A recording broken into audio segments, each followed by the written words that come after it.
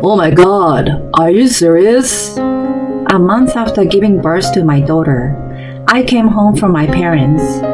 When my husband returned from work and saw me, he dropped his bag at the entrance and exclaimed, "Don't you look too different from before?"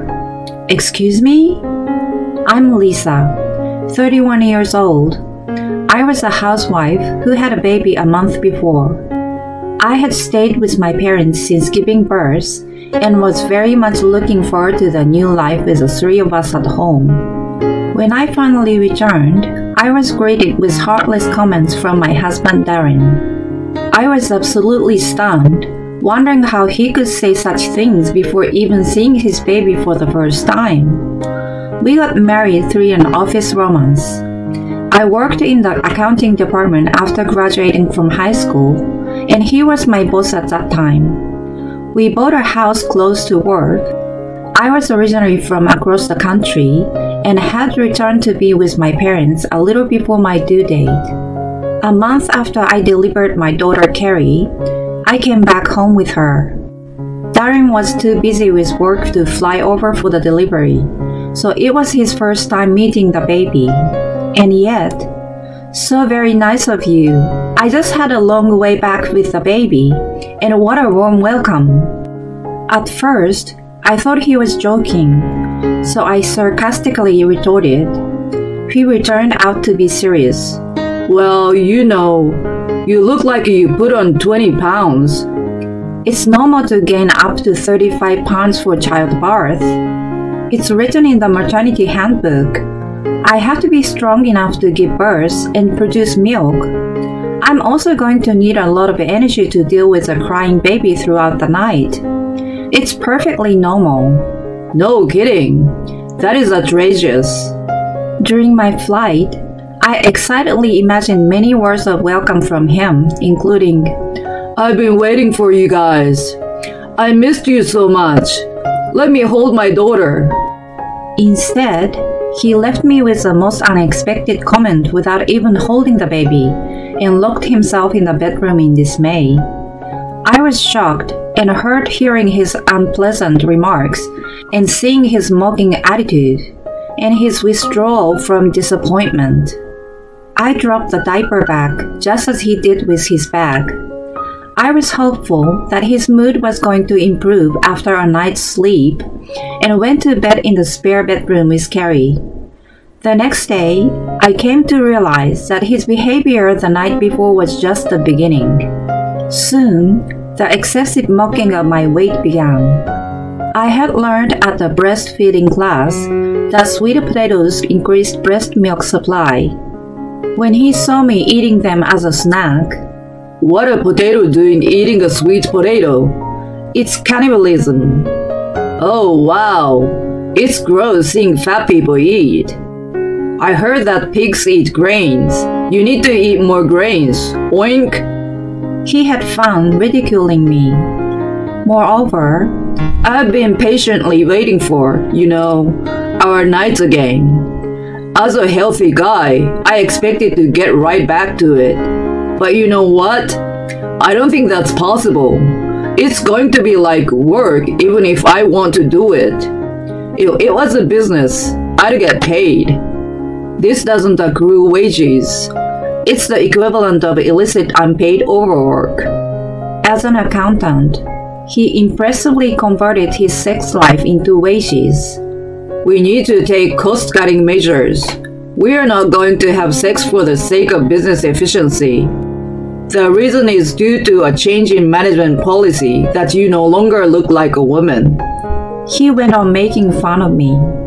Whenever he opened his mouth, some cruel remarks about my body came out.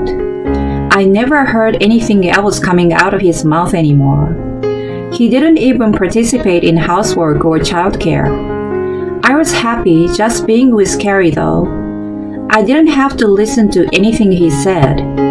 I tried to think of him as a noisy parrot in the house and didn't let him bother me so much. Then, something happened that drove me through the roof. That was the day Darren came home drunk from his work event. He sat on a chair and bent over the table in the living room. His face was looking toward me, who was breastfeeding Carrie next to him. He let out a booze-sensed burp and started to say something incoherent with his slurred speech. I'm thinking, babies aren't as cute as they seem. She's kind of bald and her skin is reddish, and she can only make weird sounds. What are you talking about? I'm sure people are just saying they are cute, but they don't really think so. I'm an honest guy. An accountant must have an analytical view of the business. You're making no sense. So, I see you feeding a not-so-pretty thing. And I know that you gained weight to produce the not-so-pretty thing. And then your boobs will sag from being sucked, right? It's disgusting. I mean, look at your upper belly and lower belly. You're like a roly-poly bug. What the hell? I can't see you as anything else but that. Oh my god, I'm freaking out now. I can't have sex with a roly-poly. That's like mating with a different species. He suddenly pulled my hand and dragged me with the baby into the spare bedroom. What the hell do you think you're doing? I resisted, but before I had time to scream, he pushed us into the room and shut the door. Seriously, roly-poly? You stay in the nest. He then went on to sing none other than roly-poly as he went to take a shower. Unforgivable. He mocked not only me, but his daughter too. Even though he was drunk, it was way out of line. I felt homicidal, but I nursed my baby in the dark room and went to bed. When I opened the door the next morning, my anger reached a boiling point immediately. It wasn't because Darren's clothes were strewn about on the path to the bathroom, or the used glass was left behind on the table. I saw a paper taped on the door of the bedroom I was shoved into. It said, Roly-Poly's room. It was illegible handwriting in magic marker, but it was for sure Darren's. I swore to God that I was not going to forgive him for that. I began to plot my retaliation against him right there, right then. The first step was to reinvent myself. Firstly, I put the Roly-Poly's room sign in my new bedroom. I was going to look at it whenever I felt like giving up. On the opposite wall, I put up a poster of Jennifer Lopez. I had always been a fan of hers. She had a great style and made me want to be like her. It was perfect to keep my motivation up. Thus began my long-term revenge project in the Roly-Poly's room. There were plenty of workouts I could do at home. I basically stood on my toes to move around inside the house. Whenever I wanted to sit down, I did wall sits. I did squats while doing laundry and brushing my teeth, and crunches after each feeding. My midwife told me that the postpartum body had softer fat, which was easier to burn off. She was right, and my weight went down in no time. When Carrie got a little older, I put her on my stomach during my sit-ups, and she cackled every time my face came near her. I worked on my strength training and diet while taking care of her. Before I knew it, I was back to my pre-baby shape. I sweat a lot while training, so I kept the same tracksuits I wore right after childbirth and only changed the elastic waistband. I didn't need to dress up in front of Darren, and of course, I didn't bother with makeup either. He had nicknamed me Roly-Poly and didn't even notice my changes because my clothes stayed the same. He paid no attention to me anyway. The second step was to deteriorate the husband. If I was to rise, I had to lower my rival relative to myself. I was on a mission to fatten up Darren. His office didn't have a cafeteria, so I prepared a high-calorie lunchbox with meat and fried food. As for dinner, he normally returned around 9 p.m., and I tempted him with his favorite food like pizza and fried chicken. I had my dinner with Carrie at 6 p.m. My meals consisted of 70% vegetables and 30% meat.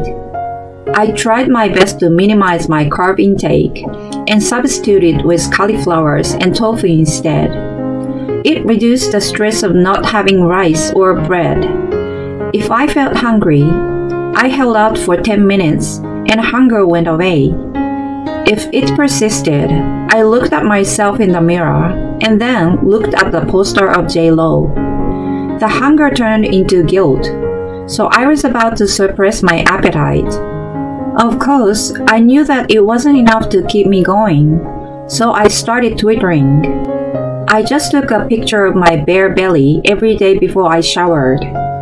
I posted a picture and the exercises I did under the handle name Lisa at Home Diet. 4 years had passed since then, and Carrie started preschool. Darren started to give more attention to her once she was able to speak. However, I had no intention to forget and move on after he had upset me so much. I could no longer forgive him for what he said to me when I gave birth. In addition, I had been able to keep the voltage of my anger for that long, since my nickname had been established as Roly-Poly by him. When Carrie started preschool, I started working part-time at a local fitness club. I was only a receptionist and a cleaner, but since the clients were very conscious about their health and beauty, my own sense was further heightened. It was even more motivating for me whenever the clients told me, "You look great! You're so toned!" I was convinced that I reached the level I had been aiming for at last. Well, it was about time. I decided that I was going to get back at Darren for the past 4 years. I set up a meeting on one Tuesday at 1 p.m. The location was a cafe his parents run in the center of the city. Thanks to being featured by influencers, it was always crowded. They hadn't seen Carrie since she was a baby, so I decided to bring her there. I was told that Tuesday afternoons were relatively slow, and it was easier for them to take a break. They planned to leave the cafe to their staff and enjoy the time with Carrie for the first time in a while. Darren had to work in the morning, but took the afternoon off to meet us there. After I sent him off, I carefully put on my makeup and ironed my hair. It was always tied in a messy knot at home, but when I put in an effort, it became shiny and straight. My normally non-existing eyebrows were drawn, and instead of a tracksuit, I put on a body-hugging dress. It was a size 6. I wasn't going to let him call me Roly-Poly anymore. I intentionally arrived at the cafe 10 minutes late. I had gotten a text from Darren saying he was already there. "You're late. Roly-Poly is slow to move." I saw an additional text at the entrance of the cafe. Snap! I took a screenshot and put my phone in my bag. Brace yourself. I took one deep breath and rolled my shoulders back. The door made a clanging sound, and Carrie and I walked in. My mother-in-law Lori saw us first. "You are here!" She smiled ear to ear. "Oh, how nice to see you, Lisa! I missed you and you too, Carrie." "It's been a long time, Lori." I gave her a peck on the cheek. "Let's talk in the back today. Darren's already here." "Oh, aren't you just so adorable, sweet little bean?" She was more interested in playing with her granddaughter than serving customers. She turned to the staff and asked her to take charge. When I walked to the back and saw the back of Darren, he turned around hearing my footsteps. "How long do you make me wait, Rolly?" When he saw me, he froze in time. I had no idea that human eyes were capable of opening so wide. His nostrils also flared up so big, and his jaw dropped. I thought he could have been a Guinness World Champion in opening all the holes in his face. He stared at me in silence. "Hi, Darren." I greeted him in a deliberately distant manner. "Carrie looks so sweet and beautiful, just like you, Lisa." Lori joined us with 5 slices of tiramisu, which was the best seller in the cafe. Silence ensued, so I spoke up. You seem to be at a loss for words. Oh, well. As he was flustering, my father-in-law Mark showed up. I've been waiting for you guys. I've missed you, sweet little Carrie. Surrounding her, the in-laws couldn't stop smiling, seeing how cute and cuddly she was. In contrast to them, Darren forced a tight smile. Well, of course, she got our genes. The battle was to begin. Without a moment's hesitation, I followed him with, Well, it's you and Roly-Poly's baby, right? He froze, and his parents stopped playing with Carrie. What did you just say? Lori was confused. Roly-Poly. That's what he has been calling me. He said he couldn't see me as a woman after the baby was born. Wait a minute. I didn't know you lost weight. You didn't notice, did you? You shoved me into the spare room, so you didn't have to look at me, right? And you didn't even see the changes. For the past 4 years, you've been calling me Roly-Poly and never even looked at me. You said I was disgusting. I took a piece of paper with Roly-Poly's room written on it out of my bag and put it on the table. My in-laws were stunned.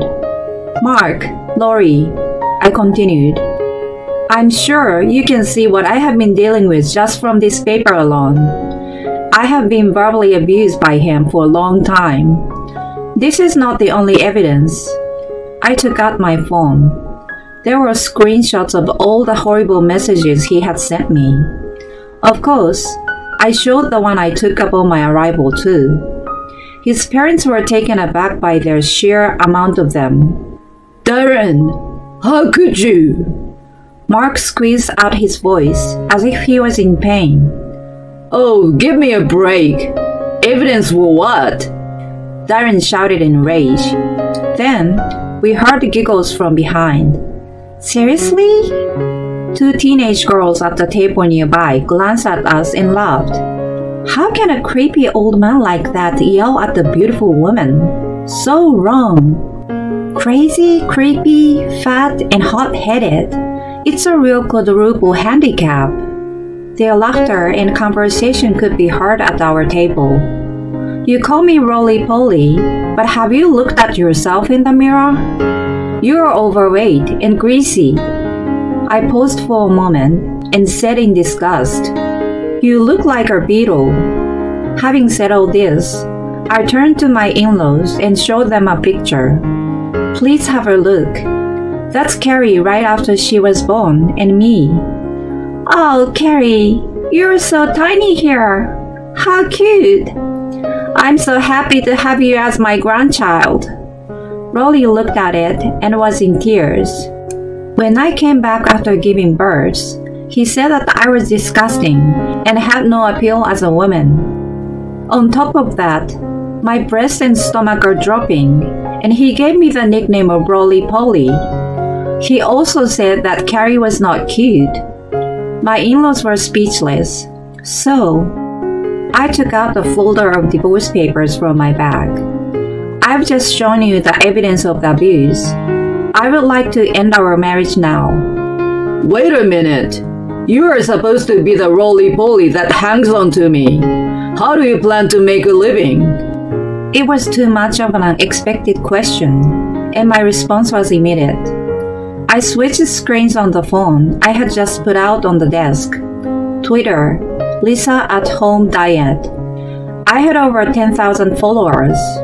I showed this to the manager of the fitness club. He said he will hire me full-time. In my comment section, It's amazing that you can tone up that much at home. You give all the housewives hope. You look great. I admire you. There were compliments after another. Enough! Rolly suddenly shouted. Darren, you have no idea how hard it is for us to give birth. It's the hardest work that the human body can endure. The reason why we gain weight is to maintain our strength for the delivery. Mothers hardly sleep to protect their babies too. You know nothing. You don't even try to understand that. And you make fun of her. I don't know how to apologize to her. Shame on you. Then she turned to me. Dear, I apologize on behalf of my stupid son. I will do whatever I can to make up for his mistakes. Tell me anything. So please let me continue to see this cute little being from time to time. Well, since we are busy running our cafe, we won't bother you so often. It would be great if we could celebrate her birthdays here, of course without Darren. Thus, I started working as a single mother at a fitness club. My friends say how pretty mommy is, Carrie tells me sometimes. I always respond to her, well, you have to work hard to be beautiful inside and outside. It's important to believe in yourself and be patient to achieve your goal. I hope you will grow up to be a diligent person. On the other hand, what has happened to the beetle, previously Darren? Lori tells me that he has hoped to get back together with me by going on a diet, but he hasn't been able to endure the food restriction. He's still a pump beetle. I'm working full-time at the fitness club now. My Twitter followers have exceeded 20,000. I have even been approached by a publisher. Housewives can achieve anything. We have to take our own happiness into our own hands. I would like to continue motivating all the housewives who are trying their best.